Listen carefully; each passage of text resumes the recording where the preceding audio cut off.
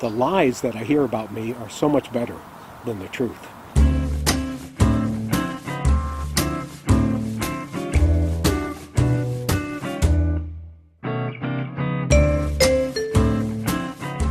I went to a party once, and the first time I met this woman, like to talk with her, she said, "So Lee, is it true?" What? People tell me that when you were younger and in Vietnam, in the Marines, that they took you and tested you with various chemicals to see if they could change your metabolism. Okay. And when they tested you, they never could make you normal again. So you're always hot. And I said, okay. It's not true, but okay. So the truth of why I've done what I do. I was 16 years old. I had this really nice brown leather jacket that I had purchased, and I was very proud of this jacket. My friends and I went to a dance at Nashua High School in southern New Hampshire, and I put my jacket down with all the other coats.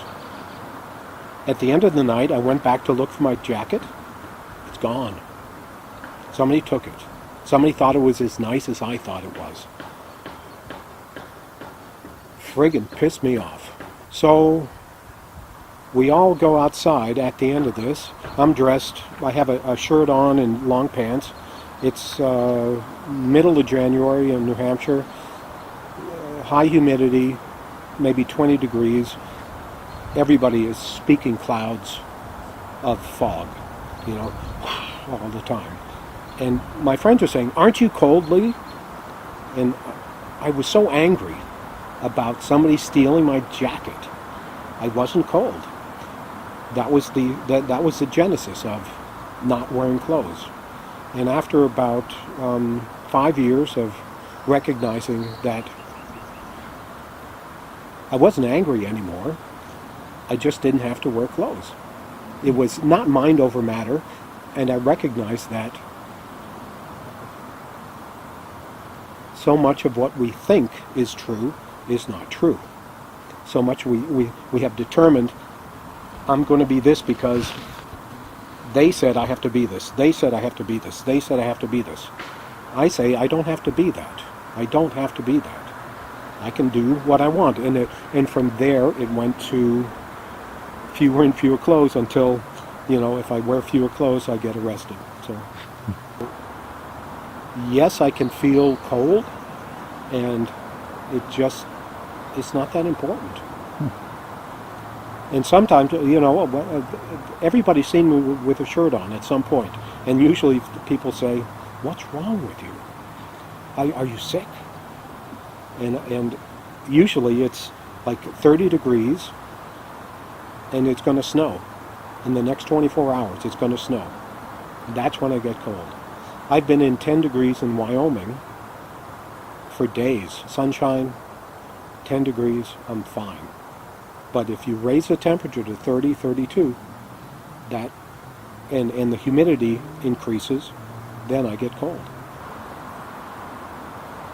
It's frightening to see how often people subdue themselves by submitting to the standard, the normal, the everyday.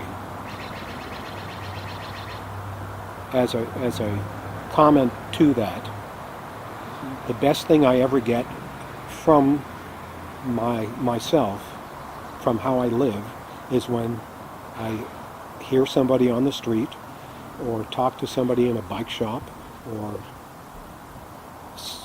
whatever, speak to somebody, and they say to me, "I started riding a bike because of you. I began to question things because of you." That's really that is not my point in life, and still that makes me feel so important. Does that make sense? I mean, I don't mean to be swell-headed, but it makes me feel important. It makes me feel like I'm contributing to the world by my day-to-day actions, and that is what I do. I love being not normal. My middle name is Norman, so I'm not normally. It's very cool for people to try something, whoever they are, to try something that's out of what they think. And this is the point. What they think is out of their range. So many things are not out of our range. They're so much more capable than what we're taught.